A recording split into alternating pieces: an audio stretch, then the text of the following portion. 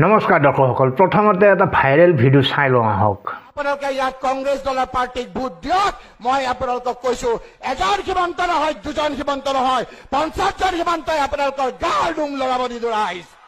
তেওঁলোকৰ ৰঙা চকু আমি বগা কৰি দিম। যদি ৰকিবুল হুছেইন প্ৰকৃত নেতা আছিলে তেতিয়াহ'লে গভৰ্ণমেণ্টক চেলেঞ্জ কৰিব নালাগিছিলে।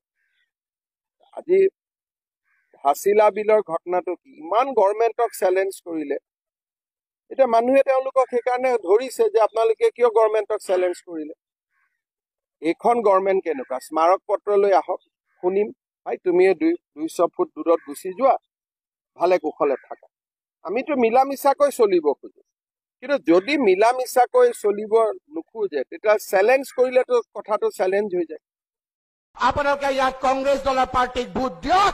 মই আপোনালোকক কৈছো, এজন সীমান্ত নহয়, দুজন সীমান্ত নহয়, 50জন সীমান্তই আপোনালোকৰ গাৰ নোম লৰাব নিদিওঁ। দৰ্শকসকল, এয়া আছিলে ৰকিবুল হুছেইনে লোকসভা নিৰ্বাচনৰ আগত দিয়া উদ্যত্ত ভাষণ। ইয়াৰ পিছতে এই চেলেঞ্জ গ্ৰহণ কৰি মুখ্যমন্ত্ৰী ডক্টৰ হিমন্ত বিশ্ব শৰ্মাই ধুবুৰী সমষ্টিত বিশাল উচ্ছেদ অভিযান আৰম্ভ কৰে আৰু হাজাৰ হাজাৰ বিঘা মাটি ইতিমধ্যে উচ্ছেদ কৰিবলৈ তেওঁ সক্ষম হৈছে। ইয়াৰ পিছত ৰকিবুল হুছেইনে কি ডায়লগ দিছে, কেনেধৰণেৰে মেকুৰীৰ দৰে মেও মেও কৰিছে চাওঁ আহকচোন। উচ্ছেদ অভিযান যিসকলে কৰিছে সেইসকল মানুহ নহয়, দানৱ। আপোনালোকে চাব, এই জীৱনতে পাপ কৰিলে কি হয় মুখ্যমন্ত্ৰী ডাঙৰীয়াই কৈছিল, এইবিলাক কিন্তু আপোনালোকে দেখা পাব। মুখ্যমন্ত্ৰীৰ পাপ লাগিব আৰু বেয়া বেমাৰ হৈ মৃত্যুবৰণ কৰিব। এই হৈছে ৰকিবুল হুছেইনৰ বৰ্তমানৰ সংলাপ। এনেকুৱা ডায়লগ কোনে কয়? একদম গাঁৱৰ নিম্ন শ্ৰেণীৰ মানুহে, অশিক্ষিত নিৰক্ষৰ মানুহে অৱশেষত উপায়হীন হৈ মানুহক এনেধৰণৰ অভিশাপ দিয়ে। গতিকে সেই ধৰণৰ কামেই কৰিছে ৰকিবুল হুছেইনে। মোৰ এষাৰ কথালৈ মনত পৰে, আপোনালোকে নিশ্চয় দিলীপ কুমাৰ আৰু ৰাজকুমাৰ অভিনীত চৌদাগৰ নামৰ চিনেমাখন চাইছে। তাত দুয়োগৰাকী আছিলে বৰ ভাল বন্ধু আৰু ঘটনাক্ৰমে দুয়োৰে মাজত এনেধৰণৰ এক শত্ৰুতা আৰম্ভ হয়, যাৰ ফলত ইজনে সিজনক হত্যা পৰ্যন্ত কৰাৰ কথা চিন্তা কৰিবলৈও কুণ্ঠাবোধ নকৰিছিলে। কালক্ৰমত দুয়োৰে মিলন হৈছিলে, কিন্তু এই ৰকিবুল হুছেইন আৰু হিমন্ত বিশ্ব শৰ্মাৰ কথা ভাবিলে মোৰ সেই চিনেমাখনলৈ মনত পৰে। আমি সকলোৱে জানো যে ৰকিবুল হুছেইন আৰু মুখ্যমন্ত্ৰী ডক্টৰ হিমন্ত বিশ্ব শৰ্মা এসময়ত কংগ্ৰেছত আছিলে আৰু তেতিয়া তেওঁলোক যথেষ্ট নলে গলে লগা বন্ধু আছিলে। বহিলেও একেলগে বহে, বিধানসভাত ফুৰিবলৈ গ'লেও প্ৰায় একেলগেই যায়। দুয়োটা পৰিয়ালৰ মাজতো যথেষ্ট সদ্ভাৱ সম্প্ৰীতি আছিলে।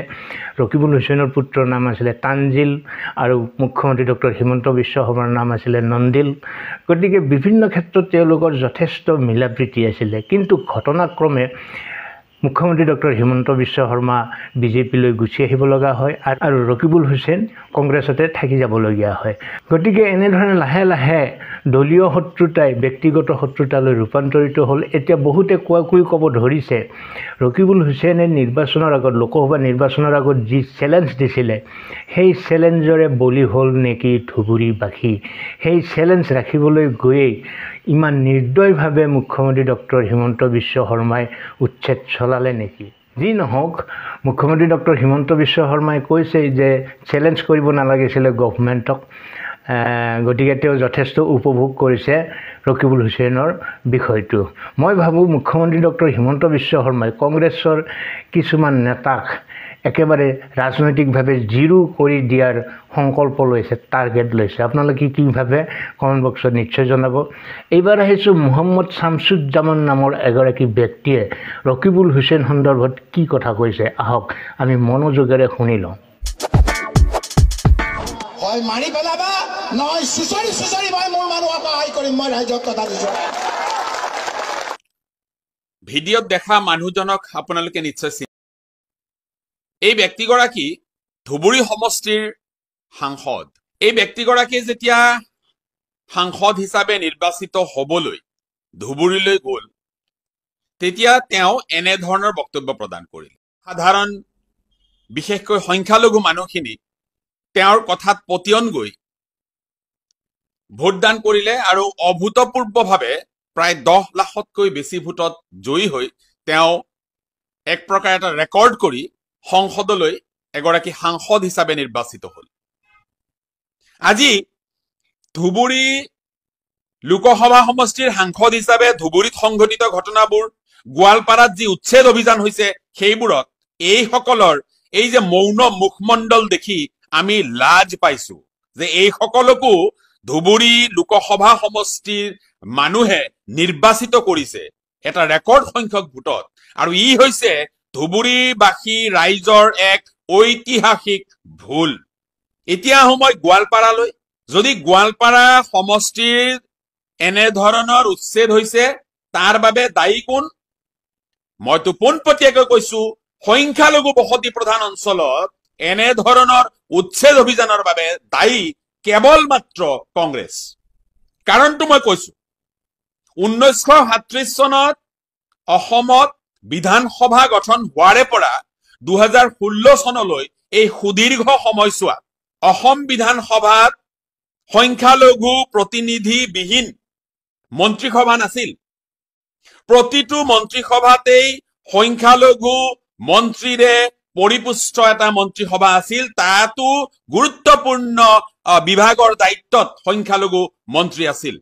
এই যিসকল মহান নেতা, এই নামাজৰ নামত ভণ্ডামি কৰা যিসকল নেতা, এইসকল নেতাও বিয়াগুম বিভাগৰ মন্ত্ৰী আছিল। এইসকলৰ শাসনকালত, এইসকল মন্ত্ৰিত্ব থকা সময়তেই সংখ্যালঘুসকলৰ দুৰ্দশাৰ কাৰণ হিচাপে চিহ্নিত কেইবাটাও আইন প্ৰণয়ন কৰা হৈছিল, যি আইনৰ আওতাত আজি গোৱালপাৰাত হওক বা অন্য বিভিন্ন প্ৰান্তত উচ্ছেদবোৰ হৈ আছে।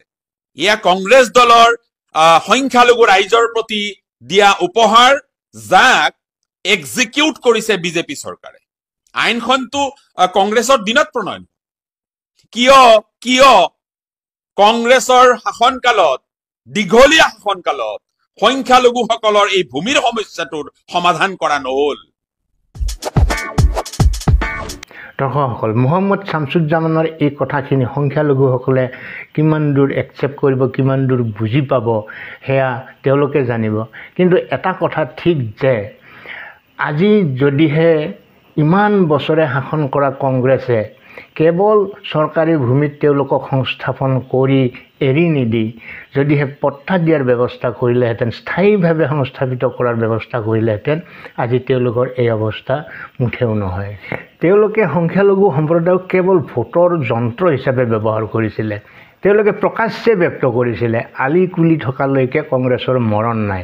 কিমান নিকৃষ্ট বক্তব্য এইষাৰ আছিলে ভাবকচোন। যিয়ে নহওক, আপোনালোকে কমেণ্ট বক্সত আপোনালোকৰ অভিমত ৰাখিব। গতিকে সময়লৈ আমি অপেক্ষা কৰিম, কোৰ পানী কলৈকে যায়। ভালে থাকক, কুশলে থাকক। ধন্যবাদ।